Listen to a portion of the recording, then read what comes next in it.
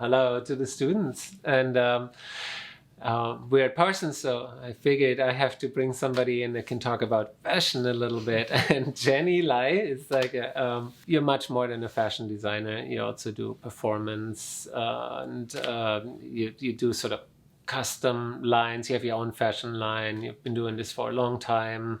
When did you start? I started about 10 years ago now, very soon after I graduated. And I did my internships in Europe. And then I came back to New York, started working for a design label here, and started my first collection kind of at the same time. I always felt like I wanted to do my own brand. So well, you do have like sort of a unique style, and you're wearing your own. Yeah, and I am. If you notice, like there's nothing really so symmetric, even though you don't really see this. You always had sort of that vision. Yeah, I started designing since I was a really young You knew girl. from as a kid. Yeah, I was always drawing. I was drawing on napkins when I was at the restaurant, like drawing characters, really? Coming up with like names for the characters and dressing them up, and coming up with all these details in the clothing, even though I didn't really know anything yet. I didn't know about fabrics or how anything would be put together. But I always loved fashion since I was a girl. Some of your performance pieces also have sort of, you were saying before, like some monsters from your childhood. The sculptures, yeah. Oh, you do other books too? Oh, yes. Yeah. So one of my projects was this fashion coloring book that I created in collaboration with because a you good doodle friend a lot of mine. Too, right? Like, well, I didn't do the illustration. So I actually worked with an illustrator friend of mine who's based in Chengdu, China. So we created this whole book remotely together. But I set up the whole book in design. I worked with a graphic designer who created the cover and it's such a cute idea. Image. Yeah. But it was really helpful to be able to, because I like to really take my time. I kind of obsess over the order of the illustrations, the size, like all of that. So I like to be able to handle that on my own and take my time to really perfect all of that. So you can see every page has characters inspired by characters in New York and Chengdu that are walking their dogs. So they all have a lot of personality. That are important people. Your clothes? Oh, so they're all wearing my clothes. Oh, really? Yeah, every single one is an original sort of like design.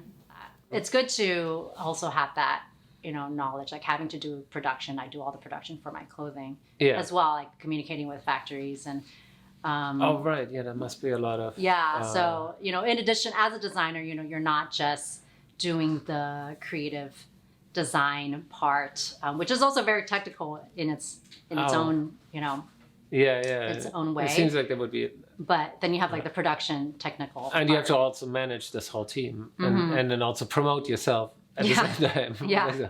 So like when do you even have time to design? I mean, I don't know what the actual percentage is, but I've heard other people say that, you probably design about 20% or less of your time.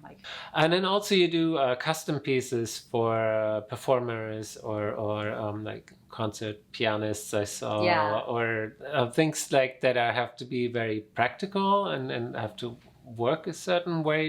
Do you watch them, or do you just let them tell you what they want? Because maybe how can they even describe what they need? Yeah, I mean, every client is different, and some have a clearer idea than others. Yeah. But I do, always do my research on them and spend time looking at their performance, or what they, and with every client, like what they feel comfortable in, just kind of see like what do they wear already or what do they look good in. And depending on, I have some clients that maybe will come to me with a specific fabric or a detail or something they want to use, and I can work off of that. Or they, I think it's always a really good starting point to just have them start trying on some different styles that I have in mind for them. And we kind of talk through it to see like what do they feel comfortable in. Sometimes they're like, I really like that, but I don't think I'm like confident enough to pull that off yet. Right. Yeah. Or like this silhouette, like especially with I really enjoy working with a lot of my male clients and performers because sometimes it's about like pushing them a little bit with a silhouette, something a little out of their comfort zone. Oh, really? But it still has to, I think, especially with the performers, you don't want it to feel, it needs to be very functional. And you don't want them to feel like they have anything on, like that. The clothing is the last thing that they should be worrying about or thinking about. Like, it's really about focusing on their performance. Okay, so it's not a costume; it's like more of a part of their body or so. Yeah, like that's really important to me, that they feel so comfortable in it and they feel really confident in it. Okay. So that's always the goal. Thank you, Jenny. This is really great to know how you started your whole line, and I want to see some of the projects.